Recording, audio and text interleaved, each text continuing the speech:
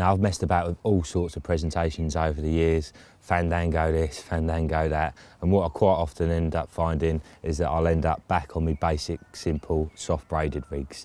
If I'm not using a choddy, then generally it's soft braid for me. Supernova's absolutely perfect for it. Generally I'd use the 15, but if I needed to step up, then obviously there's the 25 there too. As I said, simplicity is the name of the game. Got a length of Supernova here, just put a little hair loop in the end there, and I'm going to thread on the hook and just show you how I tie it. Thread through the front of the eye so the hair's coming out the back. Get your rough sort of length. And then whip round 4 or 5 times. 5. Now pull that hair out of the way and continue whipping round the hook. Another 3 or 4 times.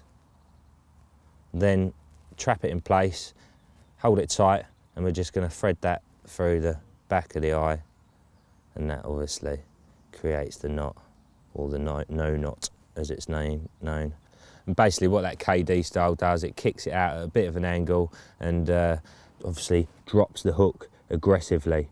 If you're using a slightly balanced bait, I think that helps. If I'm using a bottom bait, I'd just whip further down and have the hair exiting opposite the actual point.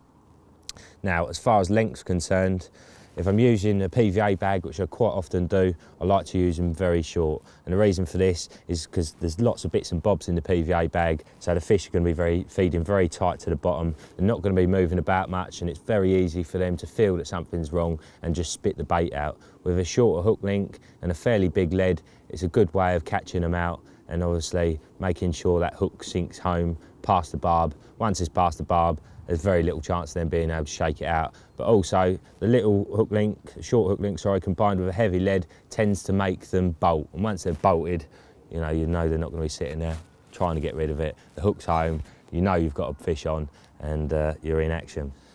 So with a PVA bag, I'd probably be looking at about sort of 4 inches. I know some people like to go down to 2 inches, but I want enough movement for that bait to be able to actually fly up in their mouth and make sure it can catch hold. If it's too short, there's a chance that it might not be able to. And all I'm going to do with that is the old figure of 8 loop knot. So doubling it up, making a loop, twisting that loop round, trapping it in your fingers, and then threading the original loop back through the twisted loop. A little bit fiddly because I'm trying to show you how to do it. There we go, and you can see that figure of 8 forming perfectly there. Just give that a little bit of moisture before you tighten it up. Oops.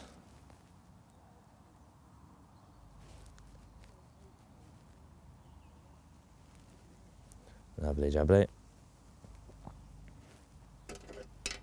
Just chop that off there. Now, as far as bait's concerned, as I quite often use boilies and I like to tip them off with something. Been playing around with the old doppelganger recently. Great thing about this is it's ultra buoyant. There's various different colours of it, and also it's got a bit of scent there too. So I've threaded that doppelganger on the needle there, and I'm just going to thread my boilie on, which I've trimmed the end off slightly. Just gives it a slightly better shape. Personally, I think it's going to help it fly up in the fish's mouth better.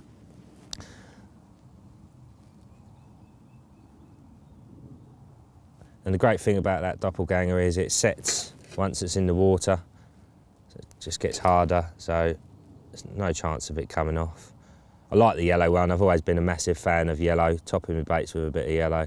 And as I say, these ones have got a bit of scent in them too, so that can't hurt. But what that does is it takes away the weight of the hook and makes the bait act a lot lighter, so it'll literally just sort of be hovering on the bottom like that. Obviously the lead's going to be here, so the hook link's trapped. The fish mouths the bait, bait goes in the mouth, and look, that hook there is just dropping down in the perfect position to catch hold on the bottom lip. I wouldn't have your hair too short with this. You want a little bit of a gap to allow the hook to do its job. I mentioned the bottom bait setup. I've got one of these ready to go, Blue Peter style. As I said, I'll do a normal knotless knot and I'll whip that down so it's opposite the point, and I just think that helps with the hooking. Obviously, you haven't got the buoyancy with this bait. It is a bottom bait, and if it goes in the mouth, it just makes the bottom side of the hook a bit heavier as opposed to it leaving from here, and just helps with that turning, obviously.